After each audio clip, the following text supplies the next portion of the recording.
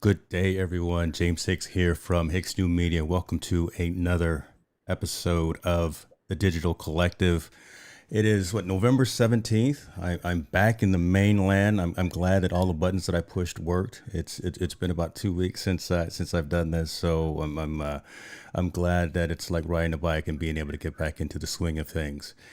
I'm not going to beat around the bush and I'm going to be cognizant of time. Today, I have Larry O'Connor with me today. He is I almost don't need to do an introduction because a lot of folks in the technology world know who this guy is. He's the founder and CEO of Other World Computing, OWC.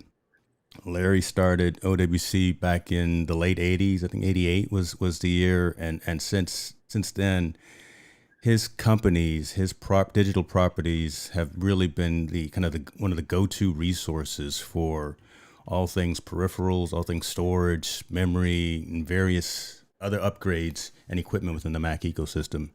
Heck, I think the first thing I was trying to think about this, the first thing that actually I may have bought from OWC or Mac sales was some RAM for my old PowerBook G4, a 17-inch MacBook. So a lot of folks, old school, will probably remember that. I'm gonna bring Larry on. We're gonna talk about what's going on with the company in terms of products, announcements, services, and things of that. Talk a little bit about protocols in terms of Thunderbolt 3 versus Thunderbolt 4, what that means, and how OWC, Mac Sales, and all the other properties within the organization are addressing those connectivity needs for users. So, that being said, let me bring on Mr. Larry O'Connor. How are you, sir? I'm doing great. Thanks for having me on, James. Really appreciate it. Great to be here and talking to you. No worries, sir. No, I mean, again, flashing back, right? Again, the old 17-inch MacBook G4. Again, I swear, I lugged that thing around like it was, you know, I don't know, it was huge, but it was definitely. I'm gonna call it a status symbol. But the first thing that I did when I got it was did the upgrade, and you were the first person that I bought some upgrades for at the old Mac World conference in Moscone Center, where I picked it up from the booth. So those days are gone, but hopefully they come back eventually soon, right? We're hoping. I mean, NAB is going to be next year. Yeah, I'm not a CES is not really. Thought I say it's kind of a different kind of show, but Yeah, NAB NAM is a fantastic show. It has that feeling of Macworld, but I do miss the Macworld shows, that's like true. yourself. That's true. Now I'm actually going to be at CES this year. Looking forward to it. Kind of nervous because again we've been on hiatus for about 15 months in the world, but there's going to be an interesting experience for sure. I tell you what, let me backtrack a little bit. I gave kind of the high level elevator pitch, and I'd like for if you could tell the folks that are listening, watching, and hearing who Larry O'Connor is and who and what OWC is from a corporate perspective, so they can get kind of an understanding of what that means as well. Sure. I mean, how to say, I'm the founder and CEO of Other World Computing. I consider myself a technologist, space buff. I also have a family with 4 kids, and really been fortunate to be able to build a company that today spans the globe and is out providing solutions that we certainly believe everybody needs. And as an organization, OWC is very customer focused. I mean, we know we're here for our customers. We're here because of our customers, and the solutions have always been customer driven. Today we still support Macs and some PCs, but mainly Macs. Going back 2 decades plus, as well as all the latest Macs, and that's with memory, solid state drives, other internal service components. We've got solutions that keep these systems going, provide aftermarket means to upgrade service and keep them rolling strong. And the other, to say, pillar corner, we provide extremely high performance external storage, everything from single drive up to multi-drive arrays, direct attached, all the way up to enterprise storage. So pretty much everything in between. I mean, people use our solutions, everything from backup to major motion, picture, television, audio production, and something we've always worked really hard to do. And this is kind of an interesting. Listen to the conference. People talk about prosumer. We've really worked to bring enterprise class, professional class product, you know, into the market where everybody has access to it. Whether you're at home doing photography editing and music or video, you have a drone. I mean, you're doing, they say the go cams, whatnot, Yeah. the heroes, all these, all the way up to, again, you're working with the Reds or Black Magic or areas, even higher end cameras. Our solutions are built for everybody, and we really work to put them out in a way that everybody has access to them. Even a decade ago, we had the first rate buy that was under $1,000 with high capacity for people with big photography libraries. Doesn't sound like anything crazy today, but it was huge. I mean, we cut the cost by about 75% versus anything else out there, and there's a big demand and a big need for it. And it's always about performance and quality, reliability, and solutions that you can trust. And the last I put out there, I talk about hardware a lot. Beyond the stores, we also have the docks for connectivity and different various adapters for Thunderbolt. But going back to storage, and actually everything that we do, software is really an underpinning that makes everything we do possible. And the software solutions that we now incorporate with our hardware, honestly, they're killer. And I mean, this is software. To talk about storage, software in particular, that not only drives really high performance from all these internal, external storage devices, but also make sure that your data is safe. You really honestly can't trust hardware detection, certainly not unless you go up to really expensive enterprise level product out there that's many, how do I say, multiples more than what the product I'm talking about costs today. But these solutions are monitoring your drive's health, making sure data is flowing right, and way before a drive fails, way before a smart tells you there's something wrong, which is at that point it's too late. You're already seeing crashes. You may already have corruption. Our stuff, our software aid will tell you there's a drive that should be replaced. And I love telling this story, and I'll stop talking for a Now, bit. look, you are the one that's here, and I see folks that are joining from various platforms. I see Miss Eileen Smith here, and she is also a technologist who knows what's going on. I want to backtrack a little bit though, and talk a little bit in context about, and I kind of talked about this in the opening, the digital properties, the digital presences, right? So it's not just OWC. Then there's Mac Sales, there's OWC Digital, there's Soft Rate. So kind of the umbrella of the overall organization. If you can kind of go into that, so folks know that all of these entities are part of OWC, if you don't mind. Sure. Well, we are relaunching, most of this under OWC.com. Okay. Over the past few years, we have Mac Drive, we have Soft Rate, OWC Digital. We put online is to really provide a good place to support our channel that was started a few years ago. But OWC.com will bring everything together. LumaForge is part of the family. We also took on Argest and Brew from the Tolis Group. So a key deal was an acquisition a few years ago. We brought a lot of great technologies together under OWC. These are things that we could take further or took our products further, our solutions further. Everything for the benefit of our customers. But software again drives all of our service devices. Mac Drive and that team have actually enabled us to take our Mac storage and make it very easy to interoperate between a Mac and a PC. In fact, software for Windows now lets you take any software volume from a Mac, pretty much any RAID volume from a Mac for that matter, and connect it right onto a Windows machine, which for certain workflows is important. If the ingest is being done on a Mac, and certain editing parts are being done on the Mac, but you need delivery to a PC. Software for PC for the read function doesn't cost anything. So now it's very, very easy for a customer, for a user, for whatever the need may be, to see that data go back and forth between a Mac and a PC without extra complication. Okay. Brew and Argest, I couldn't believe when the pandemic was a challenge. There's lots of obviously challenges in general, but Argest and the Brew archival software it's been a big piece of workflows for literally decades, and bring them into the equation with our LTO and our LTO library offerings. That's huge, and we have a lot more coming out along with Brew and Argest. I can just go on and on and on and on, but You're we are going to make definitely it simpler.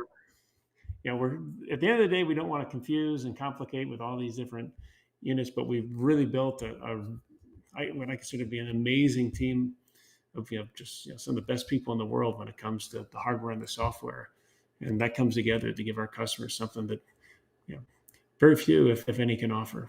That's true, and that should definitely be highlighted, right? And I don't want to gloss over that. The fact again that you've been around since '88, and again really been one of those go-to resources for all things and everything upgrades, especially from Mac perspective. But it's interesting to hear that you said you also have kind of cross-platform connectivity, right? So it's not just Apple/Mac. Functions and capabilities you have. You actually have something for the PC market and PC world as well.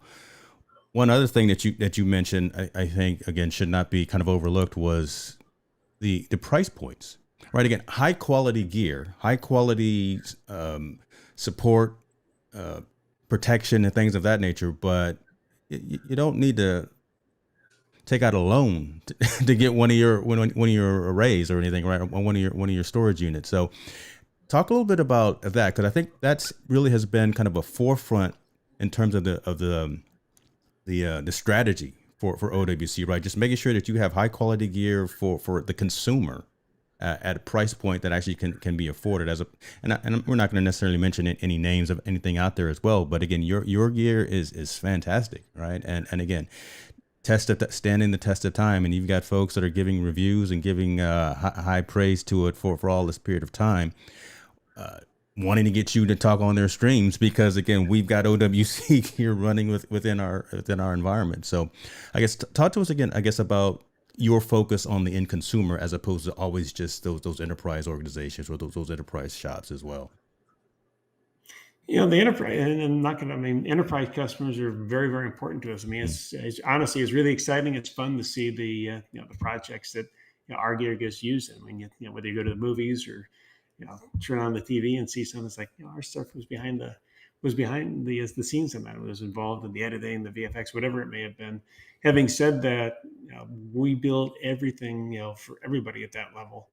It's just how we are. And, if you go back, 20 years, we had choices. I mean, there's absolute, niches we could have focused in on, built product, in smaller quantity, just gone after those customers. And I'm not saying it is necessarily a bad way to go, but the result ends up being, we build an awesome product and we put all our energy into, we set a price point based on, this is the budget for how many we're going to sell, and we have to sell it at X price to make it a go. And then it's not really a trap, but I mean, that's one way to go about it.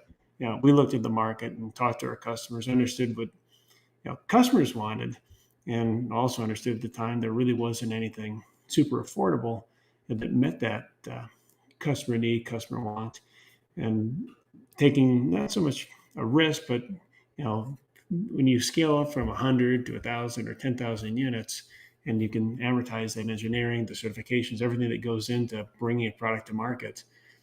Suddenly, I mean, the strategy is, okay, we need to sell 100 way up here, or hey, let's build something where we're selling thousands and we can offer it to everybody. So it's still meeting the high-end enterprise need, but it's also can be in a price point, for everybody, which means we can actually get it out and turn it. We've always been about making, we want to keep machines, maximize your machine in terms of its investment value and be able to deliver the most possible in other hardware as well. So we didn't build for a small niche. We really built these products so that everybody has access to them. And as long as, we continue reading, and we're not always 100% perfect, but as long as we're understanding our customers correctly, I think we've been really good about bringing products out that people do want. And in terms of the commitment, call it the risk, however you want to note it, we've been able to provide these solutions at the right price point so that, we maintain the volume, we maintain those goals, and we can keep these great products coming. I love it. Folks, I see you jumping in. Look, if you got a question, put a Q in front of it. We've got Larry O'Connor here. This is once in a lifetime type of an opportunity for us to get to the top of the mountain of OWC. I'm happy to come on again. Look, man. I've been following you ever since day one at the beginning, right? So I'm thrilled that you're here. I want to I guess I'd be remiss if I didn't ask what the last 15 to 17 months or so has done, right, to OWC, and if that plus or the chip issue, right, has caused delays from a supply chain perspective or whatever the case may be. How is the company coming out of that, right? Coming out of, again, the pandemic era, and then what we're seeing from a supply chain perspective. I don't know if you have something that you may be able to share with us.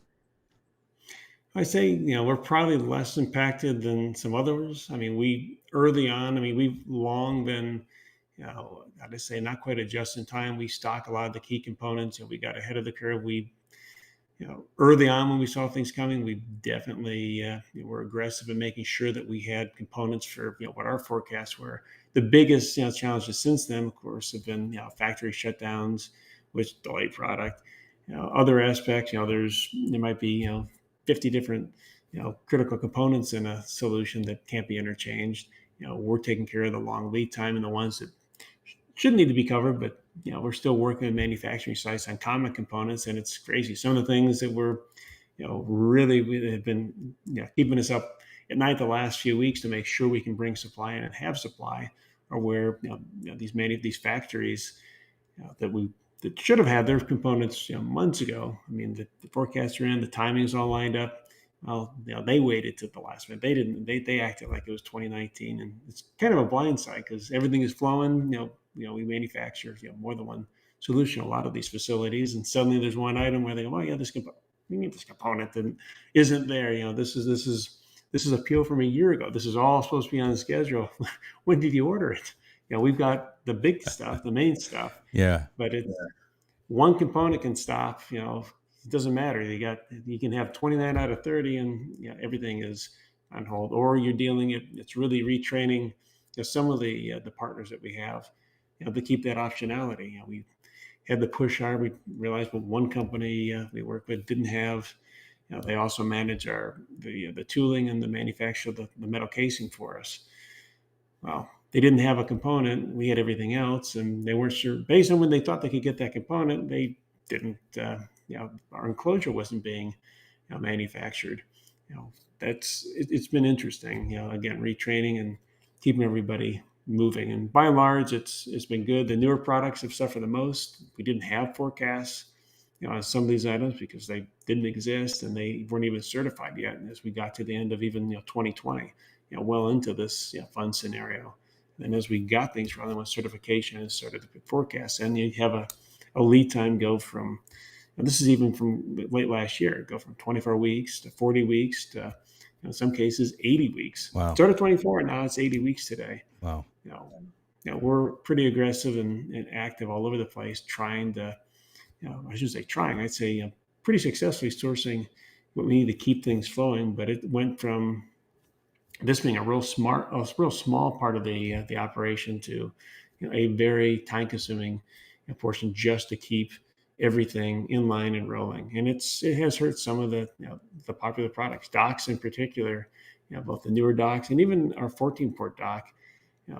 It's been a challenge. Just there's so many components, so many different chipsets involved. It's just takes one, and again, the manufacturer, nobody really very few companies own their own fabs anymore. Right. So they're giving a lead time, and suddenly delivery is supposed to happen, and they come back. Their stuff didn't get built, didn't come off the line, and now they're saying it's another 20 weeks. And then the bane of your existence. It sounds like, man, the bane of your existence. It's fun, and never mind sea and everything else. And you see on the news they're going to do all these things, extend the port hours in Los Angeles. I think that's wonderful, but it doesn't solve the problem of where those containers go after they unload them. You can see the ships. That's an easy thing you can see off the coast. Looking outside Long Beach and whatnot. Right. Actually, there's some funnies. Early Black Friday. They'll get on the beach and swim out. Just swim out to the port, right? Because all the stuff is there anyway, right? Oh my God. Have them unload, but we don't have. There's a shortage of truck of trucks. It's not even truck drivers. California's got some laws that limit the number of truck drivers that can operate in the state. They have a shortage of chassis, There's a video of they had to move a chassis. There's a video of a truck dragging a chassis, and kind of with the joke, oh, that'll work for the short. You can't redo that on the highway. Yeah. But it's all sorts of just crazy things that have compounded and come together. So it should get better. That piece right there, because a lot of us, we don't get that backstory, right? We hear what we hear from the news in terms of, there's shortages of stuff coming over from overseas. We've got ships out there in the port of Los Angeles, San Diego, New Orleans, things of that nature. But appreciate you for going behind the curtain, right, and telling us how it really affects businesses that we engage with, that we expect products and items from. So, that behind the scenes piece is appreciative. Hopefully all of this starts clearing up and working out before too long. And hopefully we don't have to swim out there and go get our own gear off of those boats. Well, just know that everybody who's bringing product, if it's, we do as much as we can in North America. And I do look forward to the day when the supply chain, talk about just the component supply chain, and everything that's involved with manufacturing electronics is much stronger in the U.S. Yeah. Our memory and our solid state drives, the vast majority are built in North America. But the more complex, I say more complex electronics, it's not about the complexity of the actual design. It's the complexity of the BOM. How many different components? Gotcha. When you get to memory and solid state drives have a lot of components, but mostly the same. I mean, it's a simpler set of components versus a Thunderbolt solution or a dock that depends on multiple actual functional ICs. But anybody that's bringing product in right now is paying a huge premium, to have those goods on their shelf that they're coming from overseas. And even in the U.S., we're dealing with delay stuff that should take, call it, 2 or 3 days by truck. Sometimes it's 7 to 10 days. If it's a normal week plus route, it can be 3 weeks. There's all sorts of crazy things going on. Like I said, chassis. I mean, you got the truck, you got the truck driver. You don't have the chassis, which is needed, for the container to go on, and be pulled by the truck. It doesn't. You're not going to be moving that container too far. I love it. So all these things are there, and overseas. I mean, what used to be 3.5 weeks, from basically from port to our dock, on a container coming from overseas, is now 2 to 3 months. Wow. Depending. Wow. It's nuts. And they can blame the Suez Canal, they can blame all sorts of things, but ultimately, I say, how can you blame the canal back? That has some short-term impacts, but there was already a line of ships at the ports. True. So that's shorter for a little while. That's then true. Those ships rushed out and they were right back in line. And we can keep talking about that all we want to. I love that deep dive discussion here. But let's get into some of this gear. And I saw Kevin Cox's statement there about he's loving his Thunderbolt 3 and Thunderbolt 4 docks. What is out there? Do you want to talk about the variation or differences between Thunderbolt 3 and Thunderbolt 4 and kind of the how that's utilized in the new M1 Max? Want to kind of go into that kind of discussion, or you want to talk specifically about what OWC has on the website for sale today about within those technologies? We can cover a bit of all that. And I kind of want to put out there. Man, I got my cup of coffee. I'm back in the United States. I am all yours right now, brother. I am all yours. Thunderbolt 3 versus Thunderbolt 4 is probably one of the most confusing things, in terms of just conversation out there that didn't need to be. And I kind of would start by saying, more than anything else, Thunderbolt 4 was a needed marketing, line in the sand for the PC Windows side of the fence. Interesting. If you're a Mac user, which I am, and I believe the majority of your listeners are, if you have a Thunderbolt Type-C port on your Mac, whether it's a 2016 Mac or the latest Mac, it is fully featured. It'll support up to about 2018 and later for 8K, but there's no barring the 8K. Yeah.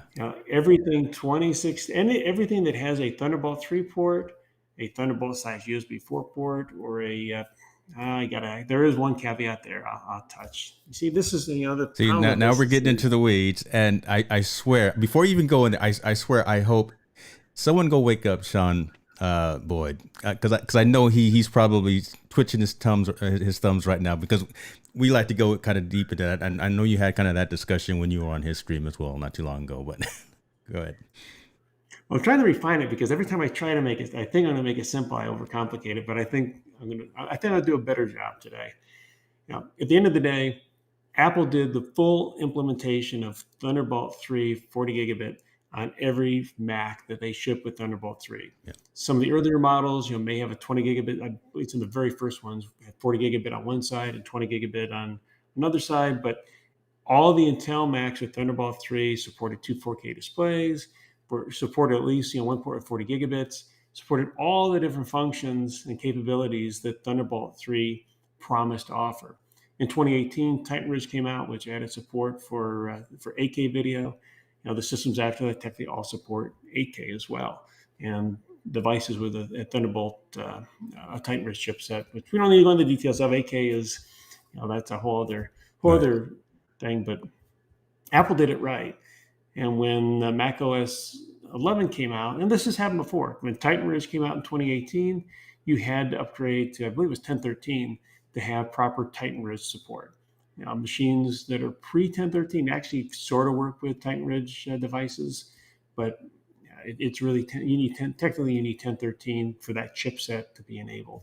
Thunderbolt 4, really was something for the PC side to say, if you're going to be a PC with Thunderbolt 4, you have to do all these things that, you could have been doing prior. You have to support two 4K displays or a single 8K. You have to be 40 gigabits. You have to support power delivery. A lot of PCs with Thunderbolt 3 don't support power delivery. Things of that That's on huge. a Type-C port. Yeah, that's huge. So these things, Intel kind of cleaned up, their backyard, or their front yard for that matter, in kind of making it Thunderbolt simple on the PCs, because there's a lot of the Thunderbolt experience on a Mac is pretty darn exceptional. Straightforward. It's close to perfect as anything else I can imagine. The Thunderbolt experience on a PC is a disaster with Thunderbolt 3. It's very hit or miss. Some things that should work don't work depending on the PC, because they don't allocate the PCIe lanes. The way there's no dedicated.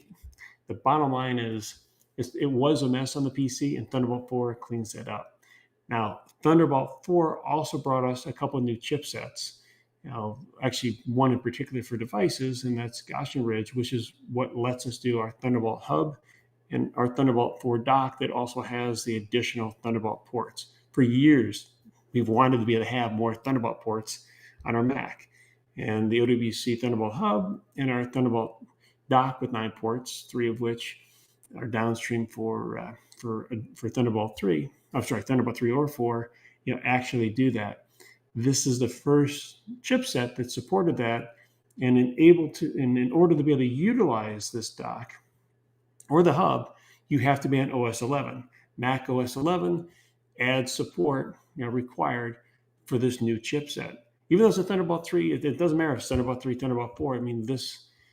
It's really immaterial in terms of, it being 40 gigabit Thunderbolt. Again, Thunderbolt 4, kind of more of a marketing thing. That's why we didn't call this the Thunderbolt 4 dock. We kind of did a Thunderbolt dock and Thunderbolt hub, because if you're running it requires OS 11, but whether you plug it into an M1 Mac or a PC or an M1 Max Mac, everything works the same. Now, the only caveat, people ask, well, why did Apple call their M1 Mac Mini and MacBook Air and even the iMac 24-inch? Why is that not Thunderbolt 4? Why is it Thunderbolt /USB 4? I'm not going to get into the can of worms that USB 4 is, but Thunderbolt 4, when Intel announced it, does require that the computer support two 4K displays off Thunderbolt port. The M1 is only able to support a single display via Thunderbolt. Intel Macs, again, going all the way back to 2016, do support two 4K displays, but the M1s are kind of in that no man's land where they fortunately only support a single display, so they could not call that. They couldn't consider that they couldn't use the Thunderbolt 4 nomenclature. Does it change anything? No, it's Thunderbolt 40 gigabits. Yeah. All of these are Thunderbolt 40 gigabits. The biggest thing is, you have the ability to add ports with a Thunderbolt 4 chipset, which Titan Ridge could have been called Thunderbolt 3.5 if they wanted to. But Titan Ridge, added all sorts of great capabilities, including 8K support.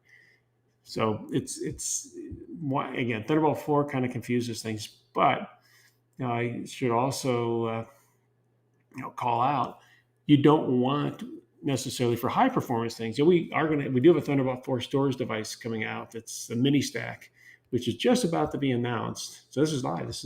I'm actually jumping the gun on a press release. It's not yet. But the mini stack will be our first Thunderbolt 4 storage device, customer's device that will have internal it's got a hard drive, support for hard drive, an NVMe M.2 blade, and then in addition to storage, it gives you 3 Thunderbolt ports, so you can add additional. It's basically a hub plus storage in one. Now, we're not going to do a whole big rollout of Thunderbolt 4 storage. I mean, people ask us. In fact, I remember when Thunderbolt 4 came out, it was first announced. Somebody's like, "Gosh, your Flex 8, our Flex 8 is an amazing solution, or Thunderbolt Flex 8." It's like, I have no problem saying it's awesome. I mean, check it out. I mean, it's like pretty much nothing else out there in terms of literally flexible, to just about any neat configuration you could imagine. But to the point, it's a Thunderbolt 3 based solution. Yet customers are like, "Gosh, it's too bad that's not Thunderbolt 4. If it just waited till Thunderbolt 4 came out and you guys made it a Thunderbolt 4 device." It's like, well, we technically could do that today, but it would literally be 75% slower. And why is that? Again, because it's really Thunderbolt 3 and Thunderbolt 4, they're 40 gigabit. I mean, they are 40 gigabit interfaces, period.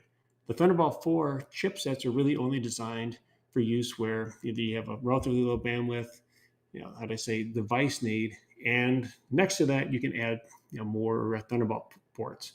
So for adding a physical hard drive that's going to be less than 1,000 megs a second, or an NVMe because you want IOPS, and still an SSD has other benefits. Even if you're not going more than 1,000 megs a second, it's fine. But if you need high performance storage where you're pushing that nearly 3 gigabytes a second, and that our higher end storage pushes over, you can't do that with today's device chipsets, and you probably won't see device chipsets for a long time to do it because, well, I guess why? Titan Ridge, which is the Thunderbolt 3 chipset, in the Flex 8, in the Thunderbolt 8, a lot of our storage solutions, already gives you all the capabilities that Thunderbolt is capable of, already maxes out that Thunderbolt capability. You can't add more Thunderbolt ports. You get a downstream port. You can't add additional ports, but the trade-off for that is you give up PCIe lanes. You can only have one lane to your actual peripheral device, and the other 3 lanes are needed for switching to support the making sure 40 gigabits continues to go downstream. So I hope that helps a bit, but no, you know what? You are falling right in line with the mission of the Digital Collective, because the idea is to get into much more deeper technology conversations, and that's exactly what it is. I'm just going to say that I'm glad that I'm on Mac because Mac did it right the first time. Let me ask this question as well, and I'm not sure if it's relevant or if it matters, but we keep talking about Intel. Are there compatibility issues for your products with folks that are running AMD processors? If they have Thunderbolt on their AMD, was the first third-party, before Apple even, to incorporate their own Thunderbolt implementation on board. So the short answer is no. Okay. AMD is great. Again, AMD did a good job. They control it. There's not 50,000 different varieties out there with AMD, which helps. So kudos. I have nothing bad to say about AMD. And as far as our products go, for literally probably the last almost 2 decades now, we've supported our solutions on both Mac and PC. We build for Mac. There's definitely a higher threshold, a higher bar to support there. I mean, in terms of certifications and just even some of the compatibility. But what's top of game for Mac is even more incredible versus the PC product on the other side. So it's just, but everything you buy for your Mac from OWC is also PC compatible, which is good to know. That's good to know. We've never really, it's not an area that we super promote, but again, we recognize people have mixed environments, mixed workflows, and we're certainly we've worked really hard to do an even better job, especially with software, making software universal, to have that, multi-platform, support in place. Awesome. And I'm glad we're actually saying these out loud as opposed to just assuming them, especially for the listeners and the viewers, right? Again, that have those mixed environments. And I like the fact that you're kind of delineating between kind of an everyday user, regular consumer user, and then kind of creatives, right? Who kind of need that higher end performance, who need that higher end connectivity. Not everybody needs it, but a lot of folks want it. It's kind of that FOMO type of thing, fear of missing out. But the fact that your gear works with the latest technology without any issues from a performance, from a scalability perspective, I think, again, that's good to hear it coming from your mouth as opposed to folks just assuming when they go and actually try to acquire some of this equipment. Which I should say, we also try to support other folks as well. We're not, we, we really believe that we build the best hardware, for our customers, but we're not trying to force you to stick with us. I mean, our software works with other brand product.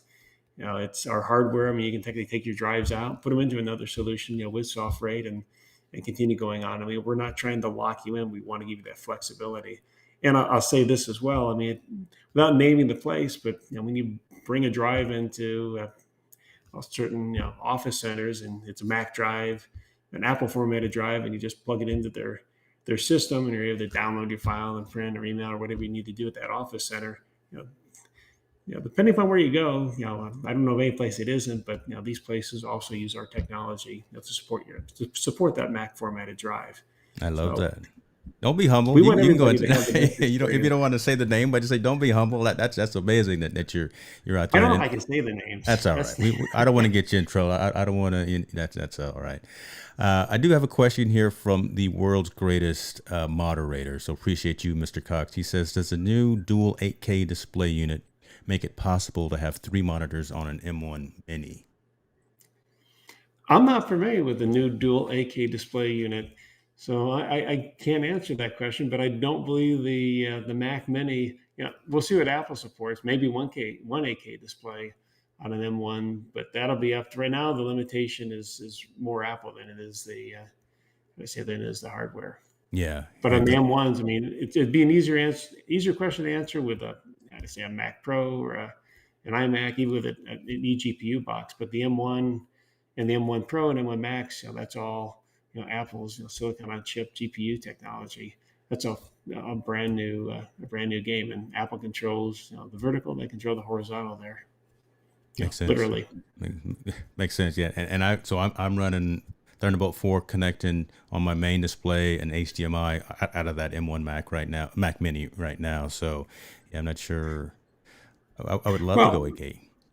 Yeah, what a lot of people complain about now, if you have a Mac Mini, every M1 supports technically 2 displays. Yes. It's either, in the case of the Mac Mini, it's HDMI plus 1 via Thunderbolt.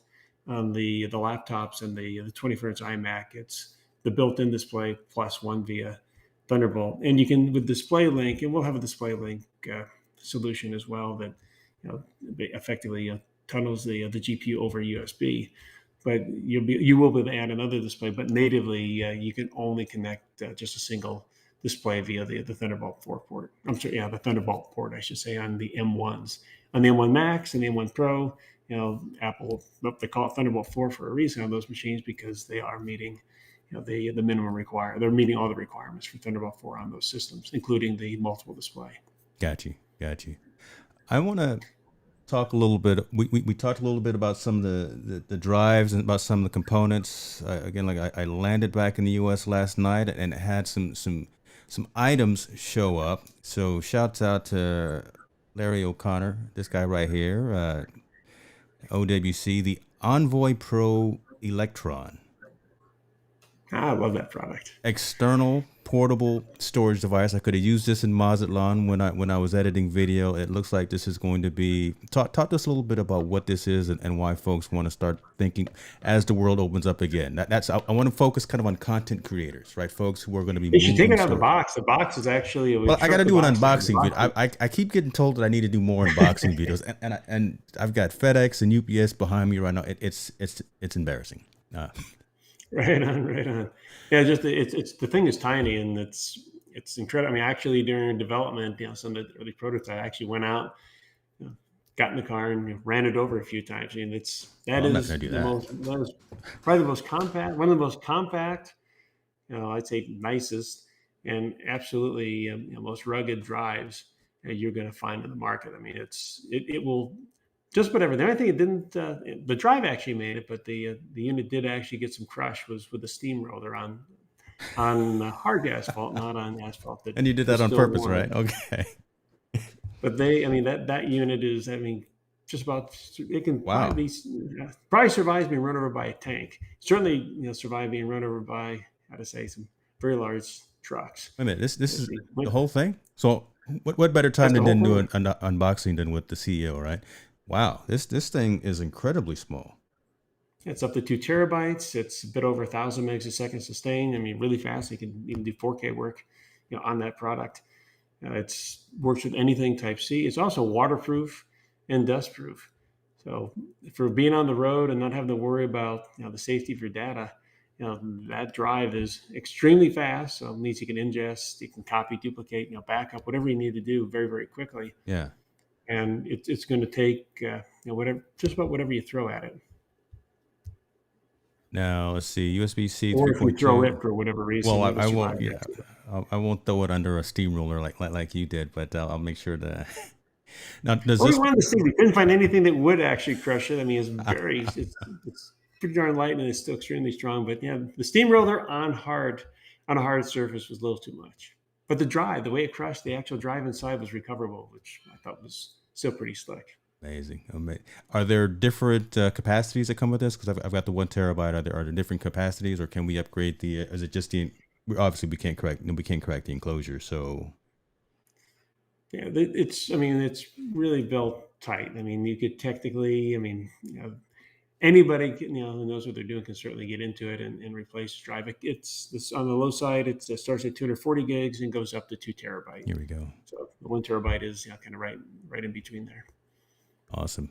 Small, But it's built. waterproof. I mean, it's a waterproof solution. There's, I say it's designed to dissipate heat. That's the other thing about our drives, our SSDs, external SSDs in particular. These things don't. Number one, they have lots of runway, so they don't give you 2 seconds of high speed and then slow down. Which that's what you. I mean, there's a reason There's a reason when you see a cheap SSD, why that SSD is cheap. They can advertise a really high. Talk about How to that. say Yeah, let's talk about let's differentiate OWC versus. I could mention names, but I don't want to make anyone mad. But yeah, let's talk about that there. It's really easy to have a drive that goes 1,000 megs a second or 3,000 megs a second for the first few gigabytes. All of our drives are built to provide sustained throughput at high speed throughout the capacity. Even our lower end drives, and I say lower end, our Electron 2.5 inch SSDs for the other MacBooks and PCs that have SATA. And I say lower end, I mean even those drives sustain full speed, which is over 500 megs a second, which max of the SATA bus, for 20 to 25% of their capacity. And this compares to drives that boast great speeds, but literally 1 or 2% of the drive capacity. So on a 500 gigabyte, you get to 5 or 10 gigs of any kind of ingest or copy, and they Mm. slow down to less than 100 megs a second. That's not how we build our product. All of our solutions are built so that you actually get the performance you need, throughout. It's not kind of this, it looked fast for a second. Why is this taking an hour now to transfer?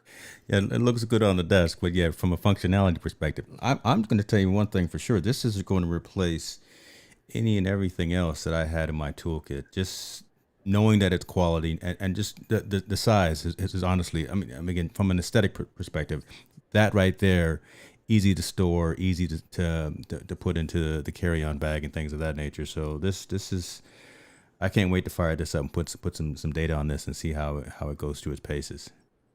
It's funny. A friend of mine came to me and Hmm. he recommended one of our products, and I guess I'm going to go build my own. And whatever. He came back. My friend came back. I didn't know whether the guy bought what he bought or when he bought, but he came back a couple weeks later and was talking about it. The solution his friend bought and put together, the case melted in the product. I mean, it literally melted and stopped working because of the drive. Oops. there's a reason we build our solutions. I mean, they dissipate heat. They're right. I mean, they're built so that they, in addition to taking outside abuse, they're going to run reliably and not melt. By the way, My goodness. during full load operation. And I was like, I felt bad, but I was like, yeah, well, when he explained what he bought, I said there was a reason why that enclosure was $20. You get Why? what you pay for. You get what you pay for a You lot of do, times.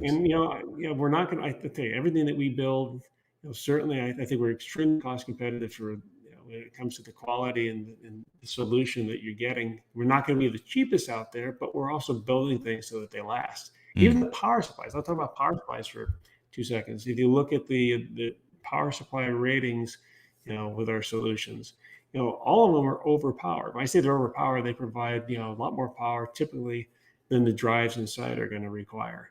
And the reason for that, and audio people get this, if you're doing any kind of, if you put anything under load, the closer you are to that peak, or worse, a lot of those power adapters that come with drives, when you first turn them on, they require the peak power that adapter's able to provide, just to get started. So if there's a peak power and then there's Mm. an ongoing or nominal output, we don't want any of our drives to require going over what's nominal, and it'd be like a stereo. The closer you get to the maximum, you never turn, well, I can't say never, but usually you don't turn a stereo up to 100% of its maximum volume. Right. And when you do, you hear a lot of I mean, things don't sound good. You can burn out speakers, not because you're overpowering, but because of the static and the I guess you call it the interference wave that starts to happen. You get massive distortion, and the same thing kind of happens with power sources. And by having larger power supplies, there's less stress on the power supply, which increases its longevity, and there's less stress on the components inside our solution because the power is cleaner. And that's again, that's just one of the the parts of building something to last, as opposed to being perceived as disposable. And a lot of the cheap stuff, even where there's warranty, nobody wants to use a warranty. It's Unfortunately, that's true. Yeah, no one ever. That's true. Yeah. you get used to something. People I talk to, they get used to things breaking. It's like, no, a drive shouldn't fail after a year. And it wasn't the drive that failed, it was the enclosure that failed. And then the headache, and then, well, it's only $70 or $80. It's like, yeah, your data was on it. It's the headache, the hassle at the time. Just, I mean, a few dollars more, you'd have something that, 5 or 6 or 7 years down the road, it would still be rolling. And there is one other thing I didn't talk about in Thunderbolt 4 that I wanted to get on. There's Sure. one other cool Thunderbolt 4 product, or I should rather say a product with the name Thunderbolt 4, and those are Thunderbolt 4 cables. Definitely. Thunderbolt 4 cables are really a beautiful thing for everything that's Type C. Now, I just want to say one of the number one, the most things we get tech support calls on today has a cause, that effectively it's an issue with what Type C cable the customer is using. Apple, for example, includes a really nice Type C cable, or has. I don't know about the current. I haven't tested the M1 laptop Type Cs, but I don't believe anything's changed. And Apple's Type C cables that they include with their power adapters, very high quality, but they're for power only. When you try to use them for data, they only do USB 2 40 megabit speed, not even USB 3 speeds, because they're a power cable. They weren't intended to be used for data. But you get this really nice cable, and you assume it's going to work for everything, Yeah. whether it be a Type C dock, a Type C drive, or you try to use it with a Thunderbolt device. And you look at other Type C cables, even Type C cables that are data rated. There's everything that OWC offers is E-certified and truly rated. I mean, we list the specs. You can actually see the specs on the cable, which helps a lot. But there's a lot of stuff you can't identify what that Type C cable is. Even in the Thunderbolt 3 realm, you have passive and active. Active cables on Thunderbolt 3 can only support USB up to USB 2 speeds, because it's everything else is for power and just for just for Thunderbolt lanes. The passive cables will do 10 gigabit USB and everything Thunderbolt. The nice thing about Thunderbolt, and again, I'm getting a little in the weeds and getting way too much into the No, details. but see, this is that question that a lot of times, as you say, you get from a tech support perspective, and a lot of times we'll see on various social media forums people asking why their cable doesn't work. Right, they're using a USB-C cable as opposed to a Thunderbolt cable, and just a delineation of the emblem here, right, dictates what that cable will actually do. So no, I'm loving this conversation. Definitely keep going. Sure. What gets worse? Some of the cheap, It gets worse. some of the cheap USB-C cables. You have no idea what they are. They may actually allow for high power transmission, but they might not be rated for it. I mean, there's all Mm, sorts of, I would say, risks and just time wasting, I'd say inconveniences. But how to say, depending upon what your USB-C cable situation is. But the worst thing is when somebody calls in tech support because maybe they're bringing something back and forth between multiple locations, and it's hard to assume. They say, hey, everything works great here. And then I personally, and I was like, oh my gosh, I went around with, a customer, friend. I mean, there's no animosity, that went back and forth over a couple of weeks trying to figure out why our USB-C dock wasn't working with hmm his new MacBook Air. It's like, there's no I mean, we tested, there's absolutely zero reason. Well, it must be something new Apple did and your dock's not compatible. It was kind of the back and forth. And I threw my arms up. I actually handed it over to our tech team, and it went to product development. And something the customer had mentioned was the two computers he was using it between. He was taking the dock. It wasn't the computer going back and forth. It was the dock going back and forth, as it was an error. I mean, assumption is something that Wow. always Yeah, bites you in the yeah. tail. But his Air was one place, his MacBook was the other place, and he was taking the dock back and forth, and he was using the cable that came with his Apple adapter. Tech support figured that out. They had all my info, and that was the only thing that they double checked. It's something I should have done. And that's with troubleshooting, you always eliminate everything work you use to Down get to the down to smallest common what denominator. is. Yeah. And you can't assume that that's the process that's happened before you start talking to somebody, but that's what it was. It was just the silly cable. So, and it half worked. The problem is with USB on the dock, there was enough bandwidth for things to kind of half work. If certain ports worked, certain ports didn't work, it's like, what is going on here? But if you buy a Thunderbolt 4 cable, it does not matter, what device you connect it to or from. If it has a Type C port, it will absolutely always give you 100% of the data and always up to 100 watts of power delivery. So don't even think twice. If it says Thunderbolt 4, and all of our Thunderbolt 4 cables listed at 40 gigabits, so there's no doubt of that, and also listed they're 100 watts, that they're 100 watt certified.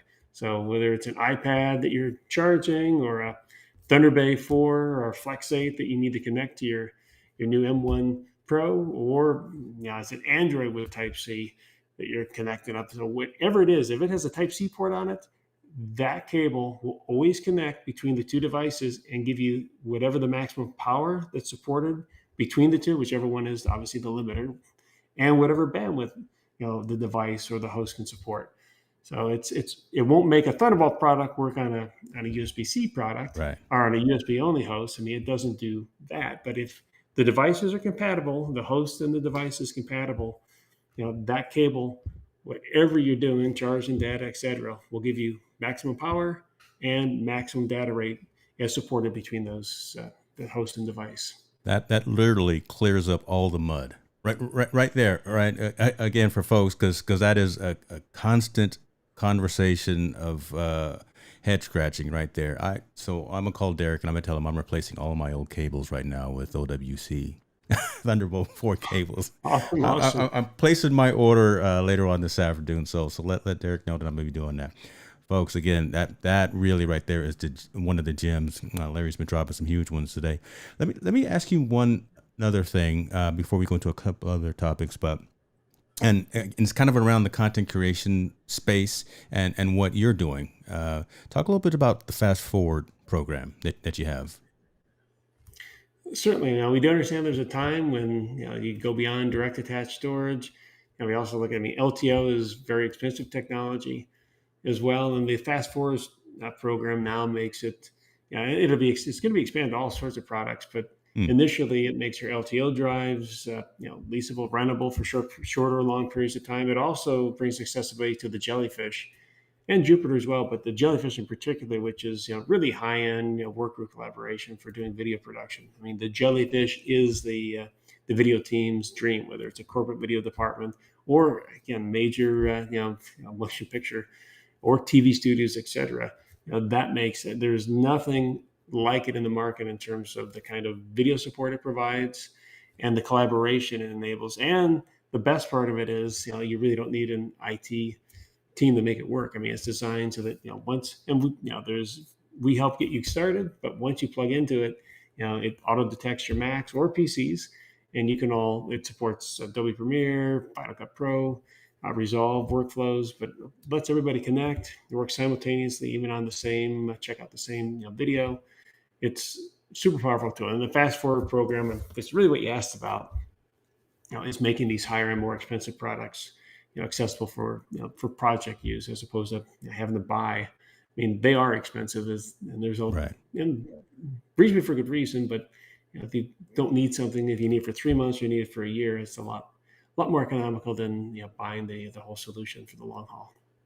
And I bring it up because again, we fingers crossed, toes crossed. Everyone's starting to get back to a point where we're getting out and publishing house, development house are doing those kinds of things. So having this all inclusive hardware as a service offering, right, for creative professionals, I think is something that should definitely be looked at. And it's coming from a name we trust, folks, OWC. So take a look at this. I will make sure to include a link to Fast Forward in the show notes for sure. Yeah, some projects need an LTO. You can rent an LTO now rather than have to buy Yeah. one, so you can make that delivery to discovery. It's too easy now. You're making it too easy, right? That's That's what we try to do. I tell people this, and I mean this seriously. We want to be the boring part of it. We want to be the part that's easy. I mean, doing creative work, is, I mean, all that that takes a lot of energy and a lot of focus, and you don't need the distraction of technology, or having to go to an IT department when you want to get things done. And we really work to be that solution that you plug it in, you get it, we make it easy to get, you plug it in, and it does what it's supposed to do, so that you can keep all your focus on what you need to do. And that's really what we're about. So we talked a little bit before we went live about some things that are coming down the pike, and this could be a good opportunity. I would not mind if you wanted to talk about what's coming down the pike for OWC. You said there were some things happening next week that you were in preparation for. Didn't know if you were at liberty or wanted to share some of those things that you're working on. We're just trying to make sure that, like I already kind of let the mini stack out of the bag, the new, let's say, the STX that give you storage, and a Thunderbolt 4 dock, especially, all in one. But next week, of course, is that wonderful Black Friday, period in Cyber Week. I can't say it's my favorite time of the year. It's certainly an intense time of the year, and we're always working to make sure we got a few good. We've always got great products and great deals going for folks, but nonetheless, we're working very, very hard to make sure all those items are in stock, aligned, and Doing what you available. can. And on the front end, I mean, we keep it. Everything looks easy and cool and normal. Everything is in stock. I got to tell you, on the back end, behind the scenes, I mean, we're going full tilt to keep everything moving in, making sure every delivery is on time. Seeing those hot drops happen, and we can keep those stock levels positive. And I will say, for folks that are waiting for the Thunderbolt 4 dock, or the Thunderbolt 3 14-port dock, Thunderbolt 4 docks, if you have one in back, those just shipped out. Everything we have was pre-sold, except for a couple that very quickly were out the door. Right. But those got out the door last week, and another shipment will arrive just before Thanksgiving. Awesome. So we should go actually positive for a short period of time. Same with the Thunderbolt 14-port dock. If you need one of those, certainly I would. I mean, you can place a back order now. You can place a pre-order for the Thunderbolt 4 dock. The ETAs on those are accurate. Next week, those will be back in stock. Unfortunately, for a short period of time, and then it'll be another couple of weeks. And I really look forward to 2022. Hopefully, you're ready to turn the page too, right? Well, again, I kind of talked about it earlier. We have done so much to ensure we've got product flow, and then we retrained certain partners in areas where there were other gaps. I mean, we picked up the slack all over the place, but you still got to work through the lead times.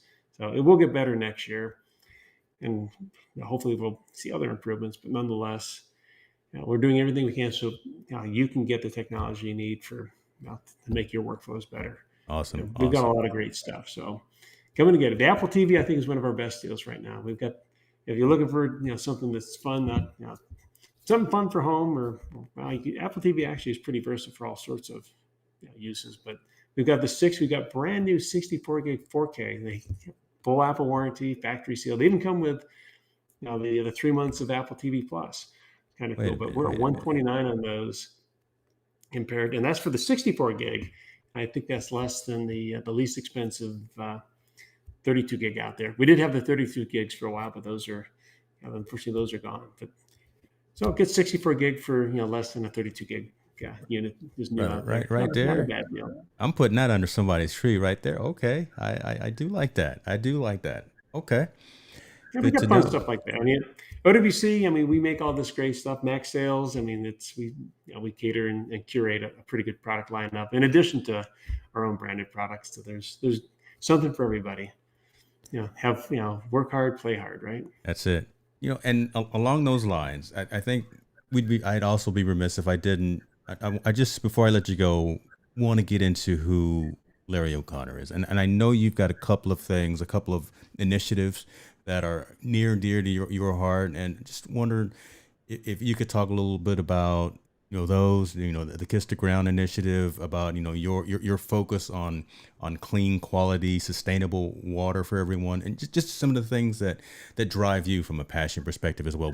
I know the company does, and all of the entities around that, but some of the things that folks may not know about what you do on the side as well. I could talk about this for an We can hour go or another hour, right? hours. I mean, this I could go nonstop about Kiss the Ground. We've gotten involved with charity water. We're at the core. I mean, we're about solutions. Not just things that are fluffy and sound good or look good on paper. Things that actually work well and are solutions for the real world. And really, got excited to get involved with Kiss the Ground. You can see the movie. There's a movie, I'd say, that's associated with the organization that you can watch on Netflix, called Kiss the Ground. And Kiss the Ground is actually also a charitable organization. Right now, they're doing fundraising to support Regenerate America, which is driving regenerative farming support into the 2023 U.S. Farm Bill. They've had great success in the UK and overseas with a lot of these initiatives. And even in the U.S., since the movie came out 1 year ago, we went from less than 50,000 acres to over 20 million acres, Mm. either being farmed or being converted into regenerative farming. And it's kind of interesting because we focus so much on, the use of carbon fuels, whether it's coal or oil. And when you look at the impact that, how we farm, how agriculture is done today, it's pretty insane to see that, this has been a far larger impact and a much bigger issue. We can stop 100%, generating, carbon tomorrow, but if we don't actually sequester, we still have the same problems that we've already, brought ourselves to. And the thing about Kiss the Ground, I've listened. I heard, I think a few weeks ago that somebody suggested it's going to be a multi-trillion dollar industry. And I consider this kind of dystopian, that we have giant, carbon dioxide sucking machines to remove the carbon dioxide and produce oxygen for the air. It's like, that's nuts. The best technology in the world is literally beneath our feet. Yeah. And it's pretty interesting when you look at the economics. Farmers have really been put in a bad position today, very input dependent. It takes, 2 to 3 times the fertilizer, on average per acre to generate the same yield as it did just a couple decades ago. Mm. The other aspect are the pesticides, which kill the ground. The fertilizer runoff, which is, when you see those big algae blooms are in the news that are doing the big red algae kills, off the coast. That's from fertilizer runoff. Pesticides aren't exactly great for our health, to say the least. And we look at cancer, all these things. We treat the symptoms and we point fingers at things. I mean, again, by no means does anybody want to see a bird or another, how to say, other wildlife on the shore covered in oil. And that's just bad optics. But it's easy to put the focus on in that area as opposed to agriculture, which between pesticides and fertilizers, separation of livestock from the grounds. I mean, where we use a huge amount of our agriculture to feed livestock that's kept separate from, let's say, the fields and whatnot. And in fact, on top of that, most livestock wasn't designed to eat, grain and corn to begin with. It's kind of interesting, if you look at, they people blame, or one of the big blames out there is on cattle and methane.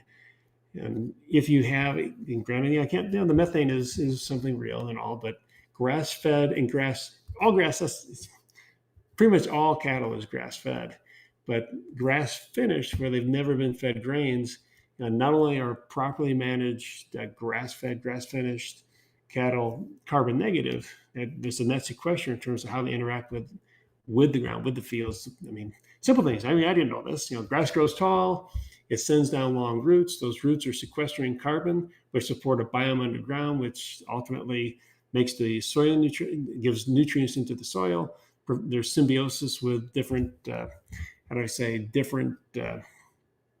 organisms which are providing nutrients to those grasses. When the cattle or anything comes in and eats that grass, and it cuts it short, those long roots drop, that carbon remains in the ground.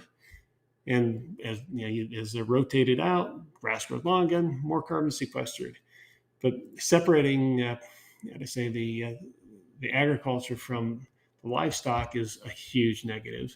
I mean, you have dead ground where these animals, subsist while you're using pesticides and herbicides and all sorts of great stuff. The grow and energy, the transport. I mean, it's a big mess. And converting the regenerative, and this is the best part.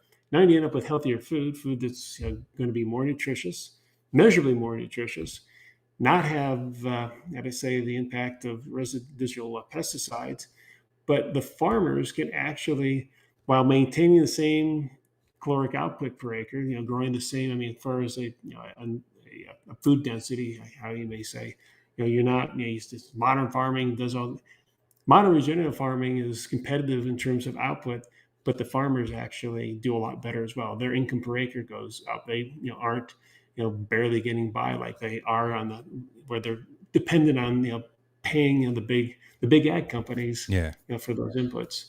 It's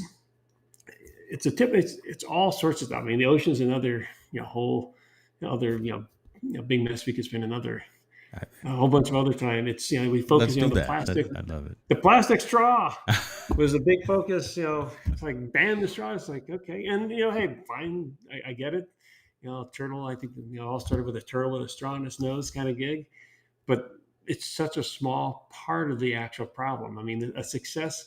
It feels good, but the impact of banning the straw doesn't solve the much bigger problem that exists out there. There's actually another interesting. They talked about the Horizon oil spill. Some article, some research, and the amount of marine life that killed over 3 months is less than gets killed in a day, by the large commercial fishing operations. I don't remember the guys catching by line or the small boats. I mean, these giant commercial trawlers that put up nets bigger than a football field that effectively raise they raise the bottom of the ocean in addition to bringing up unintended catch, which is effectively tossed back dead, which outnumbers by a wide margin what actually gets to market. We've had this world of abundance, but there are practices that certainly are threatening the future. And another thing, if we want to get in the carbon, I'm going to stop because I love it. I see you lighting up too, right? And I'm loving it. I love it. I just find it interesting. The coral reefs. I mean, it's not just rising temperatures that affected the coral reefs. Some of the large scale fishing that was done close to these reefs wiped out fish populations. But the fish populations, there was nothing to fertilize and support those reefs. I mean, you basically took their food source away, whether it was the fish waste or the fish themselves. No fish population. There's nothing there keeping that reef healthy. So it's we point. It's just we point at this. I'm not, we have solar, and I will say one other thing. I am a huge proponent of solar on site. Wind is a little more complicated. We did wind, back in 2009. I think I am happy with that choice, but that's a different scale. But solar today, for most areas, for a lot of areas, certainly in the U.S., is very efficient and very beneficial on site. These subsidized solar farms and even wind farms that are off-site, you look at Texas last year, you really want to talk about it. Nobody wants to say bad about green, but Texas has grown immensely over the last decade. And our power dependency, there's not been new gas plants put in. There's not been new, nuclear is where it's at. Coal hasn't been expanded. Not saying that, coal is, a fantastic thing, but it's been solar and wind. And when we got to February earlier this year, and we had, the crazy freeze of the century, Right. solar, Yeah. there was no sun. Solar was offline and covered with snow and ice. The wind turbines hadn't been winterized; they went offline. And whereas Texas has about 25% of its power today driven by or provided by renewables, during those couple weeks, it dropped to less than 5%. And there wasn't power for people. And that was a real bad thing. On top of that, we have the Permian Basin where there's such all these things are interconnected. They canceled the Keystone Pipeline. That means there's actually more pumping happening in the Permian Basin. Also, by the way, less trucks for hauling goods because they're still hauling oil down from Canada, which is less efficient than more carbon impactful than putting it through a pipeline. But it also means there's more oil still being pumped in the Texas Permian Basin, where we don't have natural gas infrastructure for all the gas that also is kind of byproduct. I mean, it's there with the oil. And if you've ever driven through the Permian Basin through West Texas, it's insane. I mean, at night, all the flaring that goes on. I looked at it, it's 70 million cubic feet of natural gas, methane a year that's flared. Wow. And the reason being, there's not the infrastructure, there wasn't the capital, there wasn't the demand, the support to put infrastructure in for it. It's like, well, why don't they build the damn power plant out there and just use your local? Well, the subsidies on wind and solar, which a lot of that comes from overseas. I mean, it's not manufactured here. It's not even the most efficient stuff, but the subsidies, the best analogy that was given to me, it'd be like, your favorite restaurant you've been going to. They always, they're consistent. They always have, great, whatever it is you like. The food is great. And then a restaurant opens up right next door and you don't have to pay to go there. They pay you to go there. And that's kind of what's happened Wow. with wind and solar, subsidies. And again, I think solar on site, fantastic. Solar, where we've subsidized and basic. It's pretty. Made it impossible for call it reliable power to compete. And where and you go to the Permian Basin, we're burning this gas. And when you burn methane in this way, it's 80 to 90% efficient, meaning that 10 to 20% of that methane ends up in the atmosphere. Mm. And Russia actually has the same thing. They flare, an estimated 200 million cubic feet a year. It's crazy, these things that go on. If you're burning in a natural gas plant, though, if you've actually be collecting that and you put up a facility, it's 100% efficient. You don't have any methane Yeah. being released. There's all, again, there's the superficial stuff, and then there's what's really going on under. And I think it's great, the direction and the improvements in renewable. And I'm a big proponent for renewable, but I think it's more. I think we still need to have that mix. You can't demonize, carbon fuels and say everything's got to be solar. That has other costs, and there's costs in manufacturing. There's costs in that we're really not talking about. The wind turbine we have, it came from overseas. It was it's a 500 kilowatt Vestas.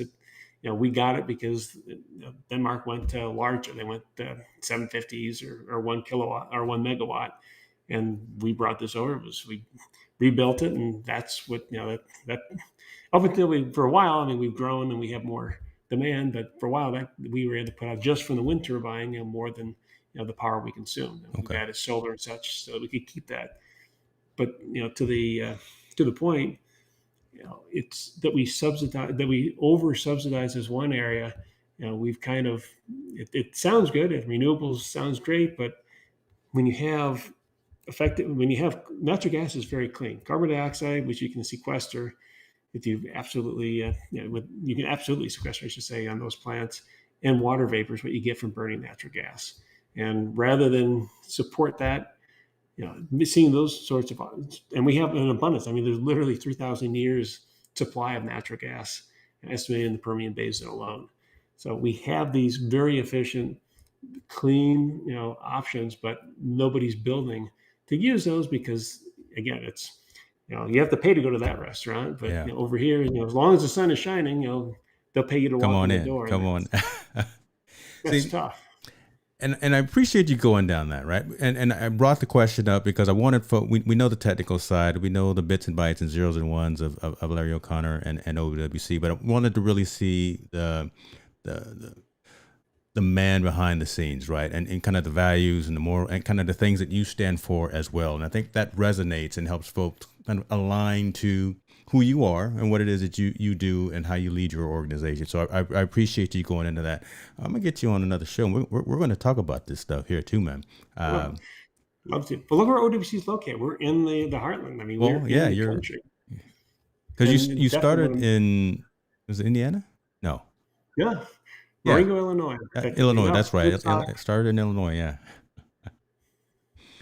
So bottom line is I mean, we have the opportunity to certainly leave this place, better for our kids. And look, I've gotten great enjoyment of the outdoors and everything that, you know, again, just it's here, period. And want to make sure it's here for those that come after, certainly those who come after me.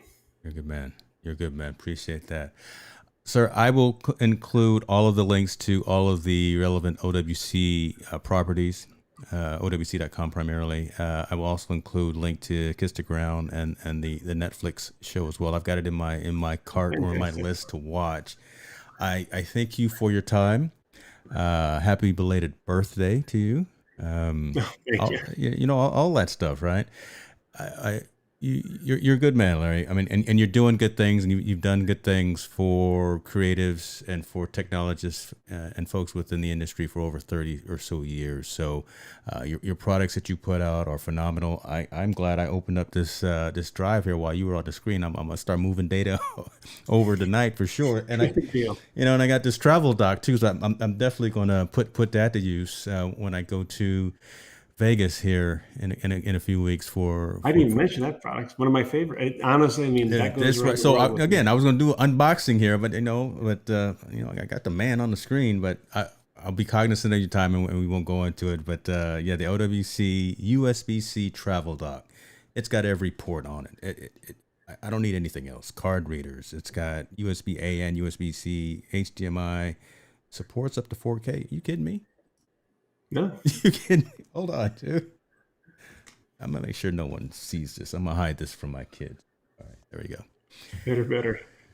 Larry, thank you, sir. Appreciate you. Have a wonderful day. Good luck with everything. Good Black Friday. Good luck with everything with the new release of the new products and things of that nature. You heard them here first, folks. But outside of that, anything you want to say, sir, in closing? No, just thanks for having me, James. And hey, I mean, this is why we're here. We would not be here without you and everybody out there. So, thank you for the opportunity, and we look forward to continuing to earn that trust and being your solution provider. Thank you, sir. Be well to yourself. Take care, everyone.